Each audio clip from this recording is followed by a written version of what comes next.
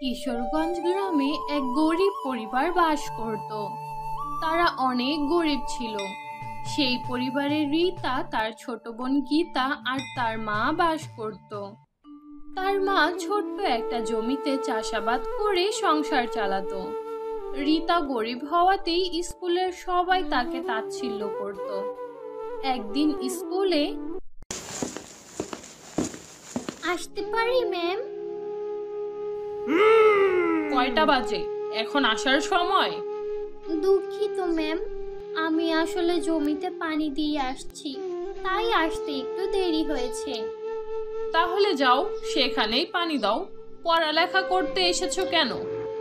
কেন ম্যাম, চাষাবাদ করলে কি পড়ালেখা করা যায় না?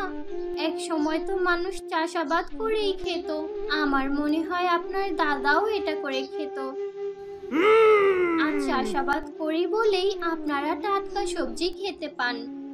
কত বড় সাহস! তুই আমাকে জ্ঞান দিচ্ছিস? আমার মুখে মুখে কথা বলছিস? গাইয়া কোথাকার! যা এখান থেকে। তোকে আর এই স্কুলে আসতে হবে না। আমিও দেখব তুই কি করে এই স্কুলে থাকিস। যা দূর হ বলছি। ঠিক সেই সময় সেখানে স্কুলের মালিকের মেয়ে চলে আসে।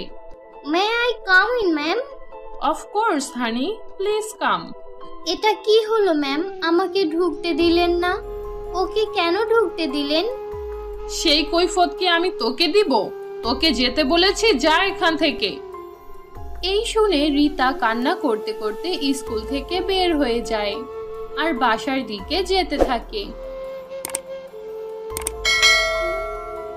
আমি জানি আজ আমি গরিব বলে আমার সাথে এই বৈষম্য। আমি গরিব, এটা কি আমার দোষ? আমার কি ইচ্ছে করে না পড়ালেখা করতে? আমারও স্বপ্ন আছে। এই সমাজ শুধু ধনীর জন্য।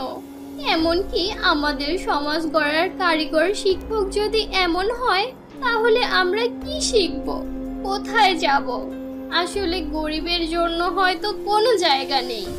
এরপর রীতা বাসায় কাঁদতে কাঁদতে গেলে রীতার মা এটা দেখে ফেলে আর রীতাকে জিজ্ঞেস করে, রীতা মা, কি হয়েছে? কাঁদছিস কেন? কিছু না মা। কিছু তো হয়েছে। কেউ কিছু বলেছে? আমাকে বল, বল কি হয়েছে? না মা, কিচ্ছু হয়নি। সব আমাদের কপালের দোষ। কেন আমরা গরিব হলাম? এই সমাজ গরিবদের অনেক হেয় করে দেখে মা। কে বলেছে তোকে? আজ আমি গরিব বলে আমার 5 মিনিট দেরি করায় ক্লাসে ঢুকতে দেয়নি। কিন্তু ঠিকই সেই বড়লোকের মেয়েকে আমার পরে আসার পরেও ক্লাসে ঢুকতে দিয়েছে। থাক মা, মন খারাপ করিস না। একজনকে দেখে তো আর সবাইকে বিচার করা যায় না মা। এখনো অনেকে আছে যারা মানুষকে মানুষ বলেই সম্মান করে আর শিক্ষকের কথায় রাগ করে না মা। কাল থেকে তোকে আর জমিতে যেতে হবে না। আমি একাই সব করতে পারবো। ঠিক আছে মা। এইভাবেই কিছুদিন যাওয়ার পর আর একদিন স্কুলে, আগামী কাল থেকে পরীক্ষা শুরু হবে, সবাই তো জানো। তাহলে এখন আমি যাদের নাম নিব তারা এখনো বেতন পরিশোধ করনি, তাই আজকেই সবাই বেতন দিয়ে দেবে। প্রথমেই যার নাম আছে সে হচ্ছে, যা ভেবেছি তাই, সে হচ্ছে রীতা। এই, তুমি আজকেই বেতন পরিশোধ করে দেবে, না হলে পরীক্ষা দিতে দেব না। ম্যাম, আমাকে আর কয়টা দিন সময় দিন। আমার মা কিছু দিনের মধ্যেই সব টাকা দিয়ে দেবে। না, আজকেই দিতে হবে। টাকা না দিতে পারলে পড়ালেখা কেন করতে হবে? টাকা না দিলে পরীক্ষা দিতে দেব না। না ম্যাম, এমনটা করবেন না। আমার একটা বছর নষ্ট হয়ে যাবে। বলেছিলাম না, আমিও দেখব কিভাবে তুই এই স্কুলে পড়িস।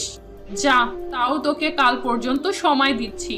যদি পরীক্ষার বেতন পরিশোধ করতে না পারিস তাহলে পরীক্ষা দিতে পারবি না। আর যদি কালকের মধ্যেই সব টাকা পরিশোধ করতে পারিস তাহলেই পরীক্ষা দিতে পারবি। এরপর রীতা মন খারাপ করে নদীর ধারে চলে যায় আর বসে বসে কাঁদতে থাকে। এখন আমি কি করব?